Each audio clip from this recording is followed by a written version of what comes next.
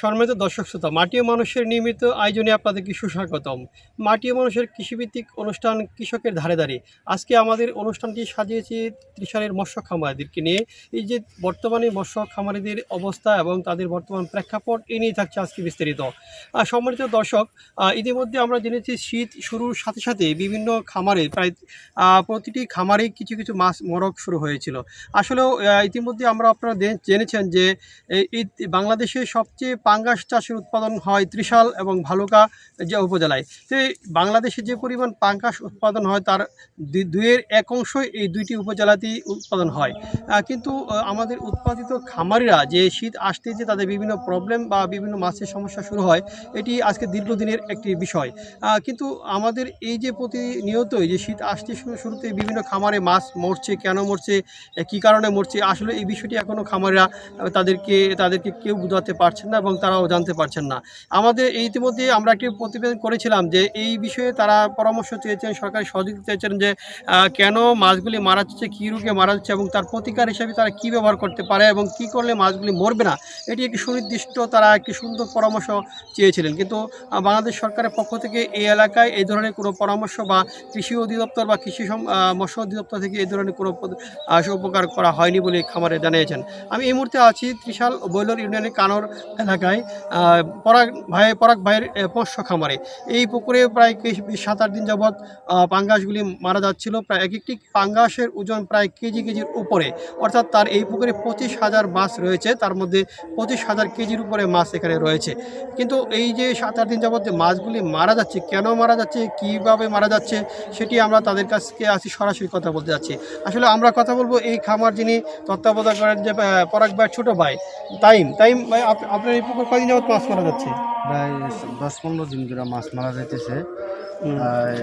প্রায় 200-250 করে মাছ মারা গেছে। এখন বর্তমানে একটু কমছে, ওষুধ দেওয়া অনেক ডাক্তার নিয়ে আসছি, তারা কোনো সলিউশন দিতে পারতেছে না। পরে মনির ভাইয়ের কাছে আসছিলাম, মনির ভাই পরে সলিউশন দেওয়ার পরে একটু মাশাল্লাহ এখন বর্তমানে একটু কম, প্রায় 50-60টা করে মরতেছে। একদিন ওষুধ খাওয়ানোর পরে মাশাল্লাহ দেখা যাক 7 দিনের ডোজ দিছি।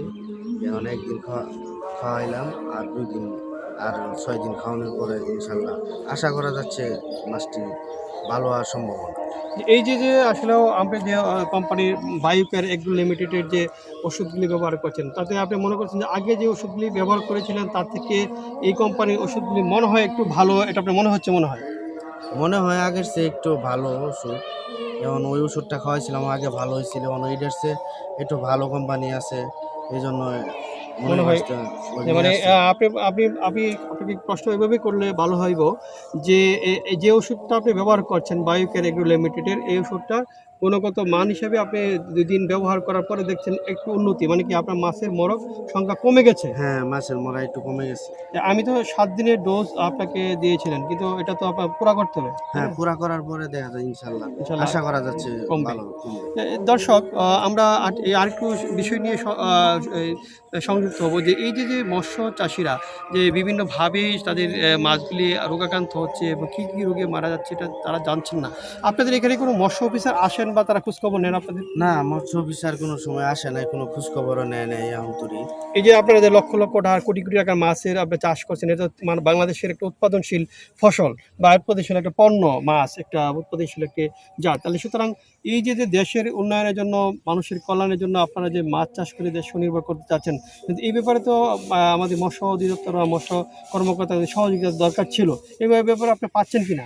না, আমরা কোনো সহযোগিতা পাচ্ছি না, মৎস্যের অফিসাররাও আসে না, জানি না কি জন্য আসে না। আমরা অনেক লস হচ্ছে আমাদের, মৎস্য অফিসাররা খোঁজখবর নেয় না।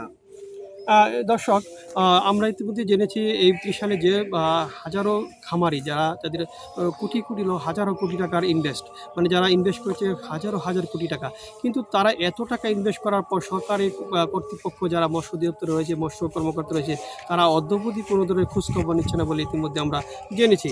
আসলে তাদের চাওয়া হলো যে এই মাছগুলি কেন মারা যাচ্ছে এবং কী রোগে মারা যাচ্ছে একটি ক্লিনিক্যাল পরীক্ষা করে একটা ত্রিশালে একটি ক্লিনিক তৈরি করা, মাছ এটা রোগ নির্ণয়ের জন্য একটি ডায়াগনস্টিক সেন্টার তৈরি করে চিকিৎসা প্রদান করার মাধ্যমে খামারদেরকে আরও উদ্যোগী করার জন্য তারা প্রত্যেকে আশাবাদ ব্যক্ত করেছেন এবং সরকারের কাছে কামনা করেছেন যে এই অন্তর্বর্তীকালীন সরকারের কাছে তারা যা একটু আশা করছেন যে এই সরকার যেন এই মৎস্য খামারিদেরকে এই বিশেষ করে এই সাপোর্ট মানে ক্রান্তিকালীন বা শীতকালীন যে মৎস্য মরক থেকে তাদেরকে উদ্ধার করার জন্য যে সকল প্রক্রিয়াগুলি রয়েছে, যে সকল সেমিনার সিম্পোজিয়াম সহ বিভিন্ন রোগবালাই নির্ণয়ের যে কর্মসূচিগুলি রয়েছে সেগুলি যেন খামারিদের সচেতন করে তোলেন, এটাই সকলের প্রত্যাশা। এটি মনিরুজ্জামান কানর ভৈলর পরাগ ভাইয়ের মৎস্য খামার থেকে। ধন্যবাদ সকলকে আপনাদের সাথে থাকার জন্য।